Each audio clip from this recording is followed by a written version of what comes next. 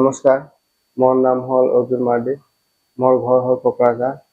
আচলতে মই NFR-ত জব কৰোঁ। ফুটবল টিমৰ হৈ খেলি আছোঁ। খেলাৰ সময়তে মোৰ ভৰিখন ইঞ্জুৰি হৈছিলে। তাৰপিছত নাৰায়ণ হস্পিটেলত আহি সমদ্বীপ ছাৰে ওচৰত আহি সমদ্বীপ ছাৰে ভৰিখন চাৰ্জাৰী কৰিলে। এতিয়া 4 মাহ হ'ল, এতিয়া খোজকাঢ়িব পাৰিছোঁ, ভালকে লাগি আছোঁ। নমস্কাৰ, মোৰ লগত আছে আজি অৰ্জুন মাডি। তেওঁ আমাৰ ৰেলৱেৰ ষ্ট্ৰাইকাৰ হয়, লেফ্ট ফৰৱাৰ্ড না পজিশ্যন। ফুটবল খেলতে তেওঁৰ ভৰি পাক খাই ইঞ্জুৰি হৈছিল। কেতিয়া হৈছিল ইঞ্জুৰিটো? ইঞ্জুৰি ডিচেম্বৰ মাহত হৈছিল। ডিচেম্বৰ। তাৰপিছত ভৰিটো ফুলিছিল কেইদিনমান, নহয়? আঁঠুটো ফুলিছিলে। ফুলাৰ পিছত তেওঁ অলপ পেইন আছিল। পেইনটো যোৱাৰ পিছত নতুন প্ৰব্লেম ষ্টাৰ্ট দিলে যে আঁঠুটো স্পীডত খোজকাঢ়িলে ঘূৰি ঘূৰি যায় অলপ, আৰু দৌৰা-দৌৰি কৰাৰ প্ৰব্লেম হয়, খেলাত নাহিব পৰা নাই। তাৰপিছত প্ৰব্লেম পাই তেওঁ MRI কৰি গম পোৱা গ'ল যে এণ্টেৰ'ক্ৰুচিয়েট লিগামেণ্ট, আঁঠুৰ আমাৰ যোনডাল মেইন লিগামেণ্ট এণ্টেৰ'ক্ৰুচিয়েট লিগামেণ্ট বুলি কয়, সেই লিগামেণ্টডাল ছিঙিছিলে। তো সেই লিগামেণ্টডাল কমনলি নি ইঞ্জুৰি আফটাৰ প্লেয়িং ফুটবল সাধাৰণতে এণ্টেৰ'ক্ৰুচিয়েট লিগামেণ্টডালে ইঞ্জুৰি হয়। আৰু সেইডাল ইঞ্জুৰি থাকিলে আৰু খেলা ধূলা পচিবল নহয়, কাৰণ আঁঠুৰ বেলেঞ্চটো নাথাকে। যিহেতু তেওঁ প্ৰফেশ্যনেল প্লেয়াৰ, তেওঁৰ ফিউচাৰ বহুত বছৰ আৰু খেলিবলৈ বাকী আছে।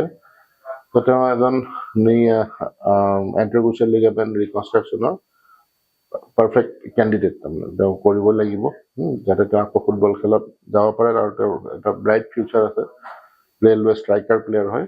তো আমি ফেব্ৰুৱাৰীৰ কোন তাৰিখে কৰিলোঁ? ফেব্ৰুৱাৰী 13 তাৰিখ। ফেব্ৰুৱাৰী 13 তাৰিখে আমি এণ্টেৰ'ক্ৰুচিয়েট লিগামেণ্টডাল ৰিকনষ্ট্ৰাকশ্যন কৰিলোঁ। এণ্টেৰ'ক্ৰুচিয়েট লিগামেণ্টডাল হ'ল আমাৰ আঁঠুৰ ফ্ৰণ্ট ছাইডৰ পৰা থাকে, পিছফালে থাকে PCL, সন্মুখত থাকে ACL। ACL মানে এণ্টেৰ'ক্ৰুচিয়েট লিগামেণ্ট। এই আঁঠুটোৱে লিগামেণ্টটোৱে আমাৰ আঁঠুৰ মেক্সিমাম বেলেঞ্চটো দিয়ে। এই লিগামেণ্টডাল আমি আৰ্থ্ৰস্কপিক চাৰ্জাৰী কৰিছিলোঁ 2026 ফেব্ৰুৱাৰী।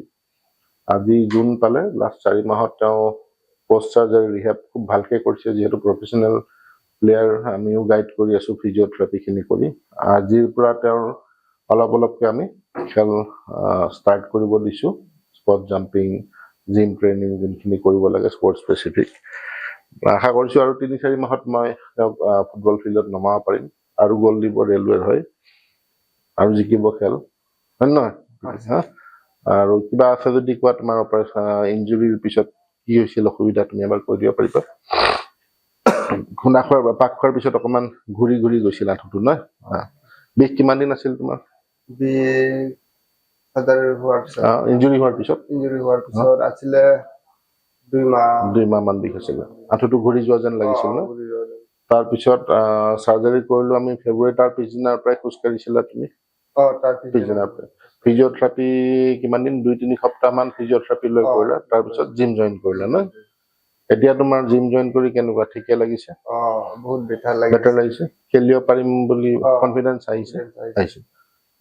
আৰু 2-3 মাহ মানৰ ভিতৰত তোমাক ফিল্ডত নামিব দিম। এতিয়া স্পৰ্টছ স্পেচিফিক ট্ৰেইনিংখিনি চলিব, তাৰপিছত ভালকৈ খেলিব পাৰিবা। ৰেলৱে আৰু 10-15 বছৰ তুমি একদম ষ্ট্ৰাইকত লেফ্ট ফৰৱাৰ্ডত ভালকৈ খেলিব পাৰিবা। ঠিক আছে?